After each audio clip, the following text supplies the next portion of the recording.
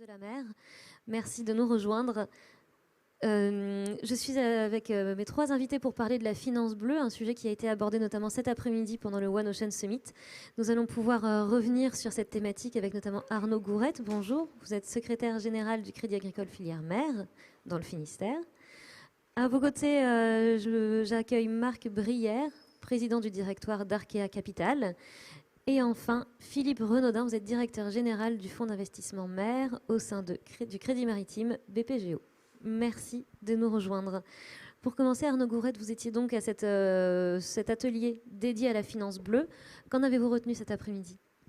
Oui, bonjour. Alors un atelier qui était riche d'enseignements et un atelier qui finalement où on retient peut-être plusieurs points. Un premier point, c'est les investissements de la finance bleue finalement sur la protection des océans sont pas suffisants. Voilà. C'est un premier constat et ils sont finalement très minoritaires, très marginaux par rapport aux investissements qu'on peut avoir sur d'autres industries et d'autres enjeux environnementaux. Donc ça, c'est un premier constat. Deuxième constat, c'est de dire qu'il n'existe pas vraiment de référentiel non plus pour voir quel impact on a sur les océans et sur la protection des océans quand on est un grand groupe ou quand on est une entreprise de plus petite taille.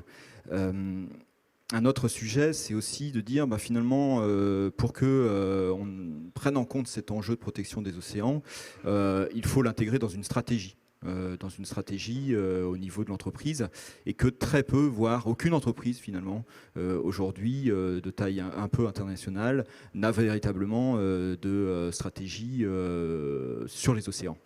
Et ça, bon, évidemment, quand on est responsable d'une filière mer dans un établissement comme le Crédit Agricole, on a un petit peu de mal à l'entendre parce que effectivement, cet enjeu des océans et de la filière mer et d'accompagner finalement cette économie bleue, c'est quelque chose qu'on a intégré nous depuis déjà presque une dizaine d'années. Et quand on parle d'enjeux de durabilité ou de protection des océans, finalement, c'est presque dans l'ADN de travailler sur l'économie bleue. Oui, parce que toutes les banques que vous représentez ont déjà des activités dans les filières traditionnelles, que ce soit la pêche ou d'autres secteurs, et aujourd'hui se développent petit à petit. Est-ce qu'on peut peut-être commencer un tour de table sur vos activités que vous développez aujourd'hui dans le secteur maritime avec vous pour commencer, du coup, Philippe Renaudin, sur ces sujets ? Alors oui, clairement, comme l'expliquait Arnaud Gouret, en ce qui nous concerne, alors quand on s'appelle Banque Populaire et qui plus est Crédit Maritime, on est né du monde de la mer. Ça fait un peu plus de 110 ans qu'on s'intéresse au monde de la mer. Au départ, les activités de la pêche, la culture marine. Donc toutes les activités traditionnelles, bien évidemment, on s'y intéresse depuis très longtemps. C'est clair. Il y a toutes les activités émergentes dont on s'intéresse beaucoup aujourd'hui, que ce soit à travers les EMR, les biotech à aujourd'hui. Et dans le cadre de ces activités, beaucoup d'innovations au service, et je sais qu'on y reviendra tout à l'heure, au service justement de l'environnement, pour un océan plus propre, plus vertueux. Et donc aujourd'hui, ça fait bien longtemps qu'on s'y intéresse, et en ce qui nous concerne, notamment autour de nous des banques régionales, des banques coopératives, pour accompagner les projets de nos PME sur ce secteur maritime. Oui, d'autant plus proche du terrain, du coup. Il y a un attachement. Je sais que dans le Finistère, un pêcheur a sa banque et est attaché à sa banque. Enfin, il y a vraiment un côté local qui joue énormément dans le secteur ici. Je crois que c'est ce qui est un peu la marque de fabrique de nos trois établissements. Je ne parlerai pas pour mes confrères, bien évidemment, mais c'est ce qui fait un peu la marque de fabrique, d'accompagner le tissu régional, le tissu local de nos entreprises, et notamment, quand on a la chance d'être sur ce grand littoral du Grand Ouest, d'accompagner les entreprises du monde maritime. Chez Arkea, qu'est-ce qu'on en pense quand vous témoignez du fait qu'on ait dit qu'on n'investissait pas assez dans le secteur de l'économie bleue ? Chez Arkea, est-ce que c'est aussi un secteur traditionnel et qui aujourd'hui évolue évidemment, mais sur lequel vous êtes implanté ? Bonjour. Évidemment, lorsque on pense au Crédit Mutuel Arkea, dont les deux fédérations sont le Crédit Mutuel de Bretagne et du Sud-Ouest, on couvre une très grande partie de la frange maritime qui va du Pays Basque jusqu'à la Normandie. Et évidemment, dans un tel contexte, historiquement, depuis des décennies, on a accompagné les acteurs qui sont concernés par les filières mères diverses et variées, que ce soit au niveau de la pêche, au niveau de la transformation des ressources maritimes, au niveau du tourisme maritime également. Donc on est le banquier comme le Crédit Agricole et comme le Crédit Maritime. Je pense qu'à nous trois, on accompagne plus de 90% des acteurs de l'économie maritime sur nos territoires d'implantation.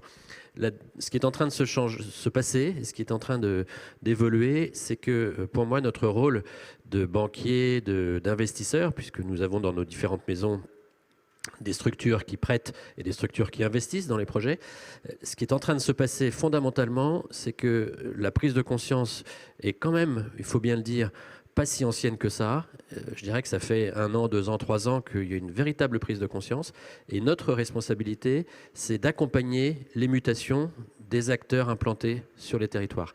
Et donc, en tant que financeur, on sait bien qu'on a un pouvoir qui est absolument essentiel de faire évoluer les pratiques, d'accompagner, d'inciter. Alors ça peut être par des prêts dont le taux d'intérêt varie en fonction de l'impact environnemental et de la prise en compte demain de phénomènes vertueux pour la préservation des océans, pour des entreprises qui sont concernées par la problématique maritime, mais ça peut être également d'accompagner, on est actionnaire du chantier Périou, d'accompagner un groupe comme ça qui, lui, fabrique des navires à moteur historiquement, mais qui vient de prendre 2 commandes de navires de transport de marchandises à voile.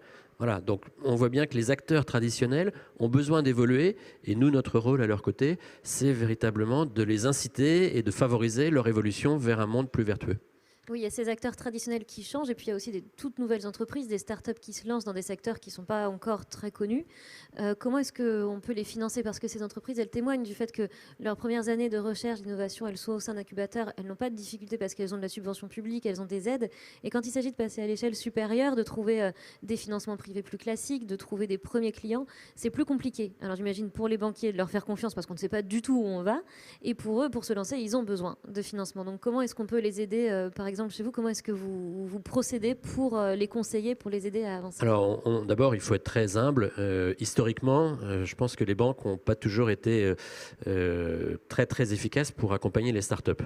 Ce qui a financé les startups historiquement, il faut balayer devant notre porte, c'est le love money, c'est ce qu'on appelle, pour parler encore en anglais, le friends and family. Donc, c'est l'argent, entre guillemets, de la famille, des amis, etc. Et il se trouve que depuis 10 ans, la mode du financement de l'innovation est en train d'intervenir comme une véritable déferlante, et tous les établissements bancaires, mais c'est pas si ancien que ça, je parle de 10 ans, 10-15 ans peut-être, mais il y a 20 ans ou 30 ans quand j'ai démarré ma carrière, faire un prêt à une start-up qui perdait encore beaucoup d'argent, pour une banque, c'était juste impossible. Aujourd'hui, les banques prêtent aux startups. Donc ça, c'est quand même un changement absolument essentiel. Dans toutes les banques, il y a des équipes spécialisées dans l'accompagnement des startups. Donc on a un peu réduit cette petite partie de no man's land qui était la partie du gouffre de la mort, entre guillemets, entre justement ce love money de départ où la boîte, elle avait séduit parce que l'idée était exceptionnelle, et la partie où elle avait des bilans qui permettaient d'aller convaincre des financeurs. Et donc les banques commencent à anticiper de plus en plus tôt. Mais malgré tout, il faut aussi reconnaître qu'il y a des parties qui sont plus compliquées dans la courbe de vie de l'entreprise. Et tous nos établissements, et nous comme les autres, on est conscient qu'après le love money, il faut des fonds d'investissement, que les banques ne pourront pas prêter tout de suite. Et donc, il faut des fonds d'investissement qui sont spécialisés sur ces filières d'innovation. On a, nous, un fonds qui s'appelle We Positive Invest, qui est un fonds d'impact qui s'intéresse beaucoup à l'économie circulaire, à la transition énergétique, mais aussi à tout ce qui est économie circulaire maritime. Donc, voilà. Mais il y en a aussi chez mes confrères aujourd'hui avec moi. Donc, ces fonds d'investissement d'amorçage et de financement des startups sont devenus vraiment une nécessité, et on en développe tous autant qu'on est. Et vous disiez qu'avant, c'était difficile de financer une start-up qui ne gagnait pas encore d'argent. Aujourd'hui, on peut faire ce pas-là. C'est aussi grâce à des conseils. Enfin, on en parlait tout à l'heure, Philippe Redodin, du fait que des acteurs comme le pôle mer Bretagne Atlantique, par exemple, ont des politiques où ils vous conseillez, vous dire oui, cette entreprise, pour l'instant, c'est sûr qu'elle ne gagne pas grand-chose, mais le secteur, il est là, il y a des signaux faibles. Comment est-ce que vous vous entourez peut-être d'experts, ceux qui sont en interne, mais aussi les spécialistes du milieu maritime?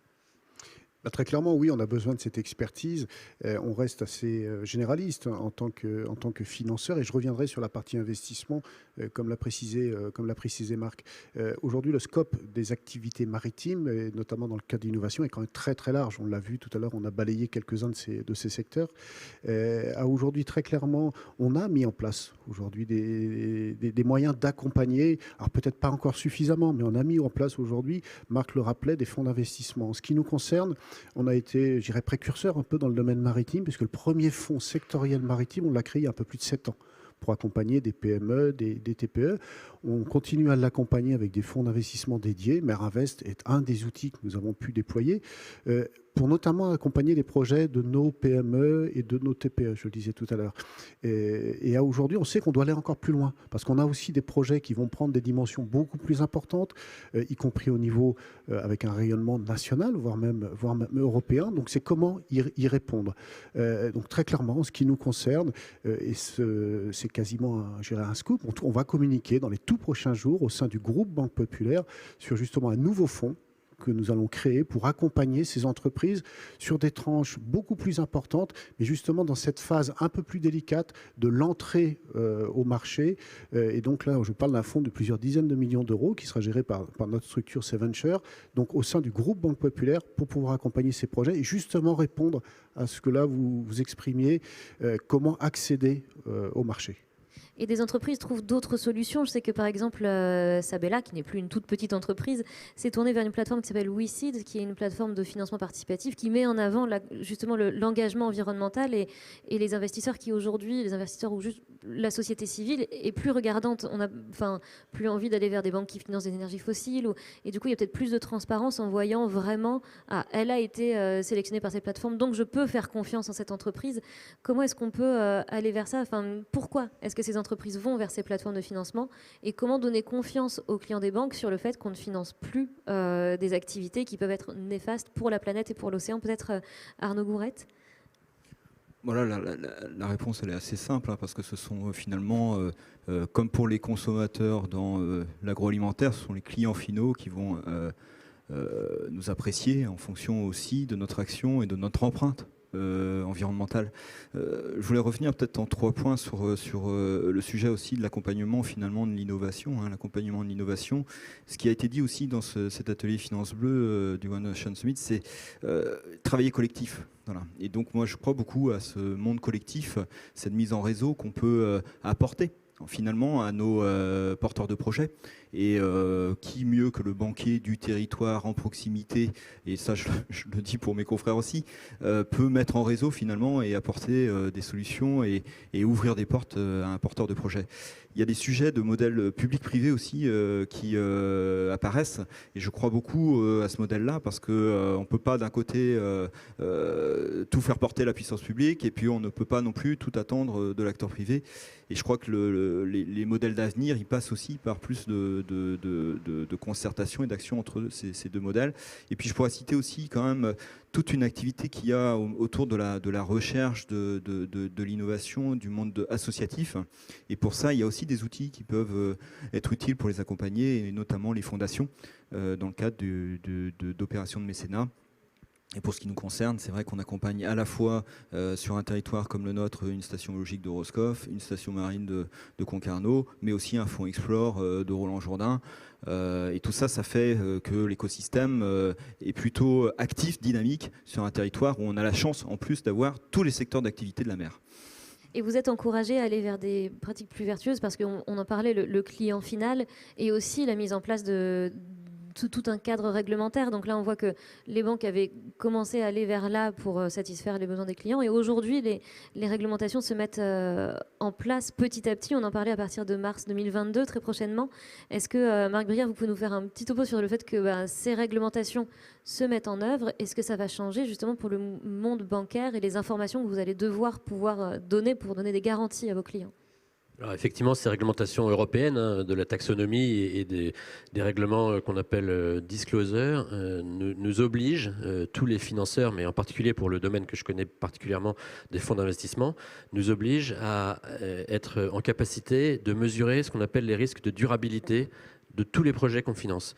Quand on dit mesurer les risques de durabilité, ça veut dire qu'on est obligé de se constituer, et on l'a tous fait, ou on est en train de le finaliser, des grilles d'analyse et d'avoir l'accès aux données. Donc ça veut dire effectivement s'organiser pour collecter un nombre très très important d'informations auprès de toutes les contreparties qu'on finance et à partir de là être en capacité à démontrer qu'on a vérifié avant d'accorder un financement en fonds propres que l'entreprise est aux normes effectivement et ne recourt pas, que tous les modèles économiques qu'elle déploie ne vont pas aggraver, ou en tout cas qu'on a connaissance et qu'on a analysé le risque de durabilité et l'impact qu'elle va avoir sur la planète et sur les éventuelles nuisances environnementales. Qu'est-ce que ça a comme conséquence directe? Qu'est-ce qu'on ne finance plus? Par exemple, si vous voulez nous dire un peu, Philippe Renaudin, ce qu'on ne financerait plus aujourd'hui au niveau du crédit maritime.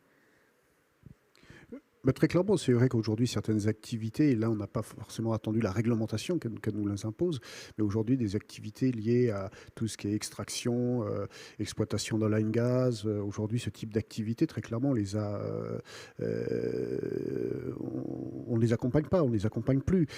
Au-delà de ça, je pense que ce qui est important, et pour revenir juste au sujet précédent qui était de dire la réglementation, oui, c'est important et c'est bien parce que ça permet d'accélérer aussi l'accessibilité à certaines technologies. On le prend dans le cadre de la décarbonation. On a beaucoup entendu parler au cours de ce sommet de décarbonation du transport maritime. On sait qu'une des clés aussi, si on veut rendre compétitifs les nouvelles solutions aujourd'hui, ça va être un renchérissement de l'énergie fossile. Ce qui est important dans ces réglementations, qu'elles nous soient imposées, nous, en tant qu'établissement bancaire, ou qu'elles soient imposées aux industriels, aux professionnels, c'est qu'on soit bien, là aussi, dans le cadre d'une transition.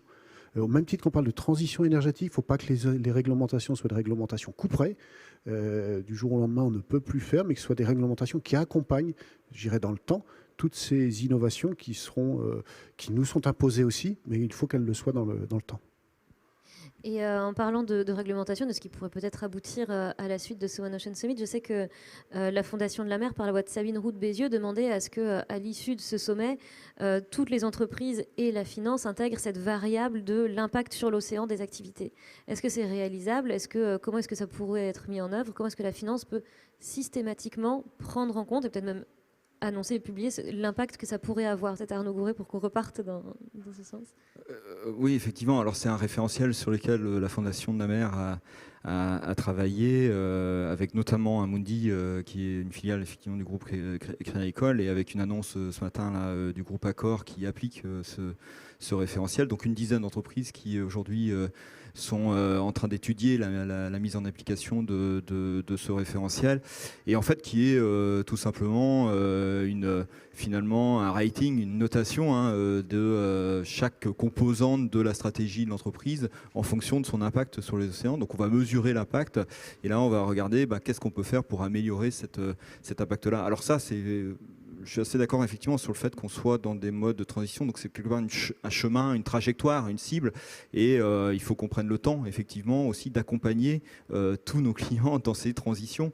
Les changements de modèle, c'est le plus compliqué, et les ruptures de modèle, c'est jamais bon. Donc il va falloir prendre aussi le temps d'acculturer, le temps de s'acculturer nous-mêmes, et le temps d'acculturer aussi nos clients, et ça passe effectivement par de la méthodologie des référentiels, et ces méthodologies-là, on sera avec toute humilité, je suis d'accord avec cette humilité-là, un contributeur à mettre en œuvre ces nouvelles méthodologies. Je partage complètement, et je pense que le point qu'il faut vraiment avoir en tête, c'est un point qu'il faut partir d'une mesure. C'est-à-dire qu'on est à un instant T où on doit être, en tant que financeur, investisseur ou prêteur, en capacité d'inciter, de même que la réglementation, mais d'inciter toutes les entreprises à mesurer leur bilan carbone, leur impact environnemental, voire sociétal. On parle beaucoup de mixité, de parité, etc. Voilà, c'est très bien. Mais il faut savoir d'où on part. Et nous, notre rôle, c'est pas de dire eux, c'est des méchants, eux, c'est des vertueux, ils sont très bien et on va accompagner qu'eux. Il y en a qui sont totalement exclus. Je veux dire, quelqu'un qui vient nous présenter un projet où on va extraire du pétrole ou du gaz de schiste, je ne suis pas certain qu'il ait beaucoup d'écoute.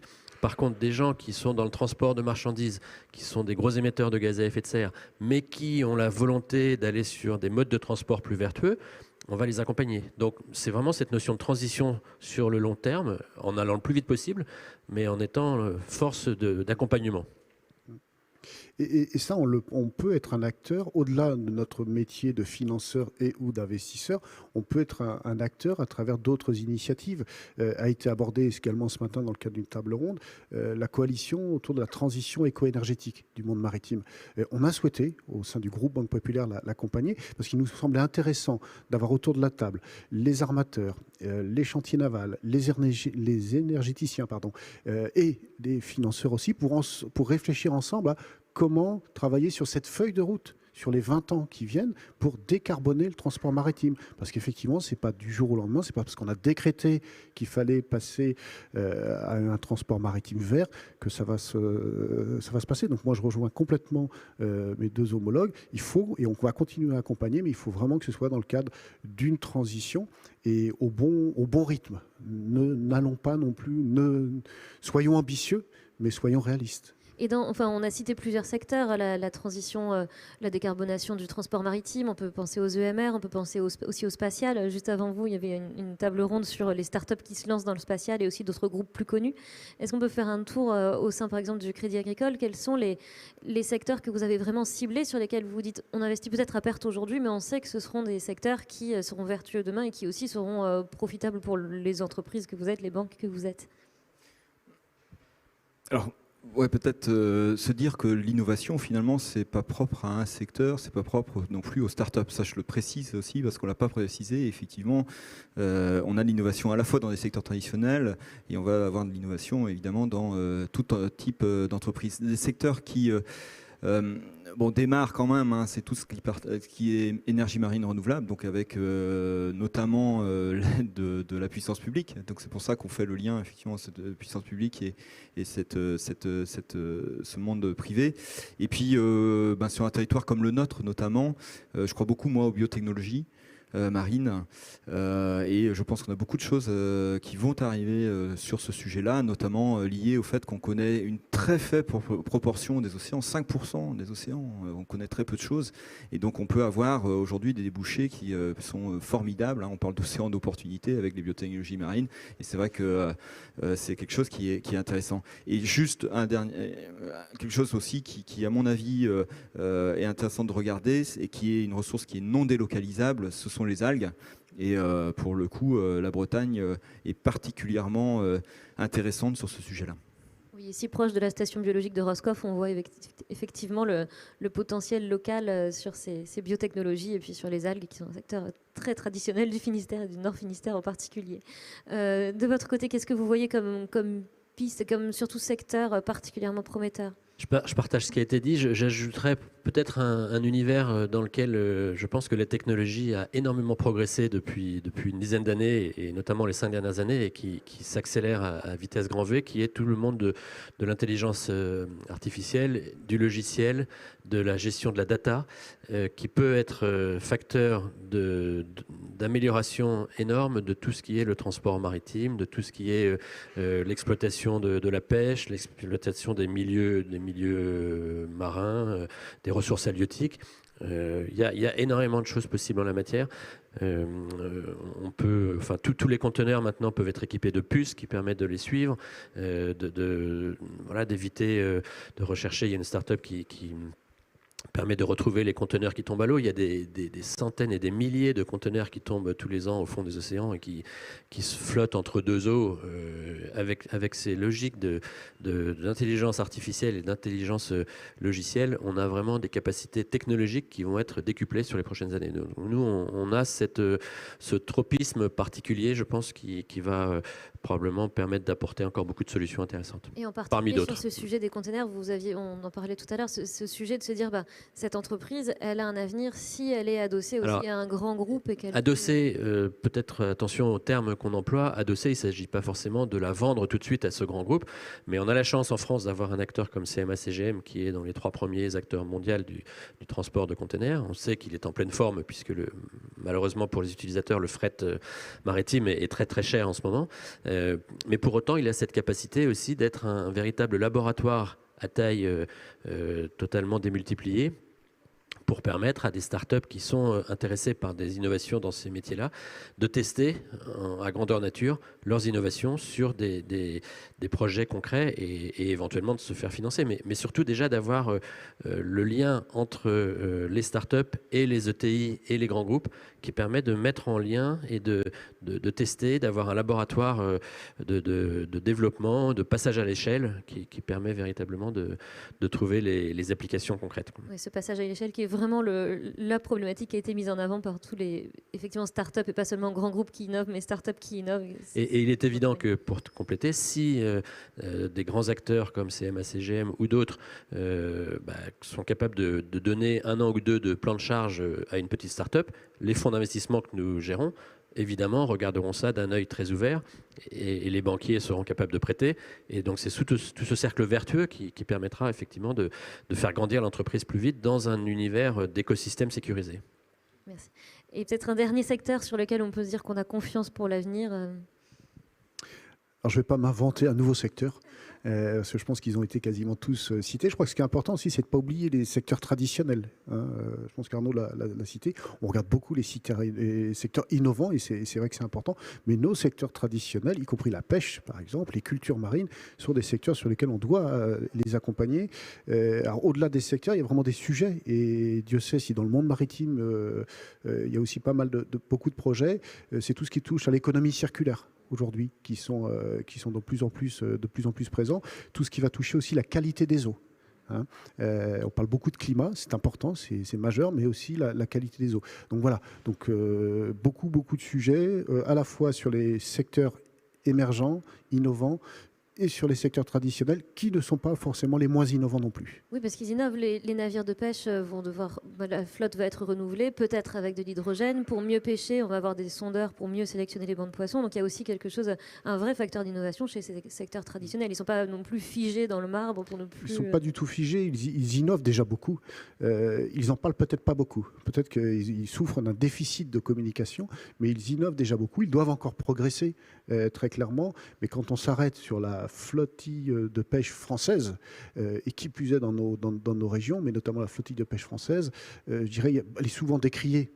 Mais globalement, en France, je pense que la pêche française fait plutôt bien son travail, innove bien. Et là où on en est aujourd'hui, c'est grâce à tout ce qui a pu être fait sur les 20-30 dernières années.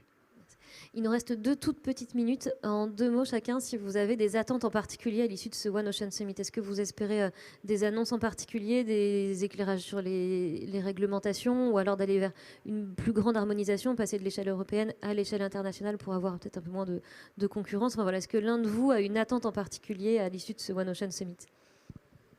Je dirais simplement que le grand intérêt d'un événement comme celui-ci, c'est de médiatiser et de faire prendre conscience au grand public, auprès du grand public, par la couverture que les médias divers et variés peuvent apporter, faire prendre conscience au grand public et à tous les acteurs des différentes chaînes économiques de l'importance de la mer dans notre environnement.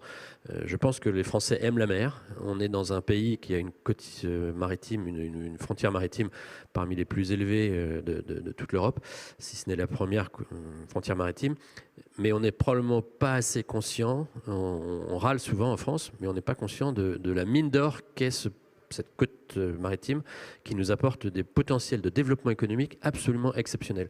Donc pour moi, l'intérêt de ce One Ocean Summit, c'est vraiment de mettre en valeur le potentiel que cet or bleu, si je peux m'exprimer ainsi, représente pour nos développements économiques au cours des prochaines années. Sans oublier de le préserver, évidemment. En le préservant. Pas juste l'exploiter.